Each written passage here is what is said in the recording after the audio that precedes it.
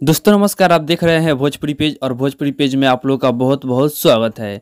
दोस्तों भोजपुरी के दबंग सुपरस्टार खेसारी लाल यादव जी के एक और देवी गीत को पोस्टर अनाउंसमेंट कर दिया गया है, जो कि आप लोग हमारे वीडियो में देख रहे होंगे।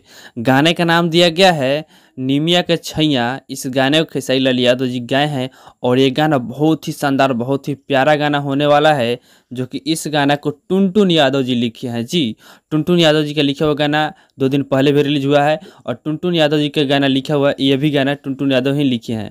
और इस गाने को कल ही के दिन 24 तारीख को सुबह के 6 बजे रिलीज किया जा रहा है शिवाय फिल्म चैनल पे। जिस गाने को टुनटुन यादव जी लिखे हैं और आर शर्मा जी इस गाने में म्यूजिक बनाए हैं और बहुत ही प्यारा सॉन्ग है। तो बस आप लोग इंतजार कीजिए, कल इस गाने को रिलीज कर दिया जाएगा शिवाय फिल्म चैनल पे।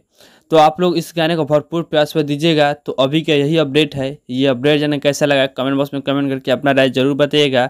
बाकी हमारे चैनल पर नए हैं, चैनल को सब्सक्राइब कीजिए, वीडियो को लाइक कीजिए, जय जय अपने दोस्तों के पास शेयर कीजिए।